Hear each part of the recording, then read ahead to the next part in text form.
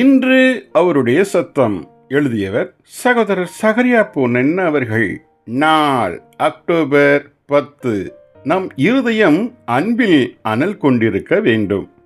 ஆண்டவரோ நம்முடைய இருதயம் எப்போதும் அனல் கொண்டிருக்கவே விரும்புகிறார். அவரை நேசிப்பதிலும் மற்ற விசுவாசிகளை நேசிப்பதிலும் இந்த அனல் எப்போதும் கொழுந்துவிட்டு எரிவதாகவே இருக்க வேண்டும். பழைய ஏற்பாட்டு பிரமாணம் நமக்கு எடுத்து கூறுகிறபடி பலிபீடத்தின் மேல் அக்கினி எப்போதும் எரிந்து கொண்டே இருக்க வேண்டும். அது ஒருபோதும் அவிந்து போகலாகாது என்ற தரத்தையே ஆண்டவர் எக்காலத்தும் நம்மில் எதிர்பார்க்கிறார். லேவியராகமம் 6ஆம் அதிகாரம் 13வது வசனம்.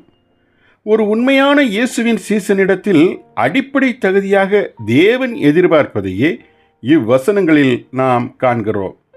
இந்த தகுதிக்கு குறைவான அனைத்தும் தரம் குறைந்ததே ஆகும். முள்புதர் கர்த்தருடைய ஆவியினால் எரிந்து ஜுவாலிக்கும் போது அதில் பூச்சியோ அல்லது எந்த ஒரு கிருமியோ நிச்சயமாய் உயிர் வாழ்ந்திட முடியாது. அதேபோல் நம்முடைய இருதயங்கள் ஆவியின் அக்னியால் கொழுந்துவிட்டு எரியும் போது அந்த இருதயத்தில் அன்பற்ற மனப்பான்மைகள் ஒருபோதும் தொடர்ந்து உயிருடன் வாழ்ந்திட முடியாது. நாம் அனல் கொண்டிருக்கிறோமா அல்லது குளிர்ந்திருக்கிறோமா அல்லது வெதுவெதுப்பாய் இருக்கிறோமா என்பதை கண்டறிய நம் அன்பின் மனப்பான்மையை சோதித்தறிவதற்கு ஓர் சிறந்த வழியாகும். அனல் கொண்டிருப்பது பிறரை ஊக்கமாய் அன்பு கூறுவதாகும். குளிராய் இருப்பது பிறரிடம் கசப்பும் மன்னிக்க முடியாத சுவாமமும் கொண்டிருப்பதாகும். வெதுவெதுப்பாய் இருப்பது பிறரிடத்தில் கசந்து இருப்பதும் இல்லை, அன்பாயும் இருப்பதில்லை என்ற இக்கட்டான நிலையாகும். ஒரு விசுவாசி யாரை குறித்தும் என் இருதயத்தில் யாதொன்றும் இல்லை என கூறுவானேயானால் அவன்தான் வெதுவெதுப்பாய் இருப்பவன். உங்கள் இருதயங்களில் ஒருவருக்கொருவர் யாதொன்றும் இல்லாதிருக்கும்போது நீங்கள் என்னுடைய சீசர்கள் என்று எல்லாரும் அறிந்து கொள்வார்கள் என்றா இயேசு கூறினார்? அப்படி இல்லவே இல்லை.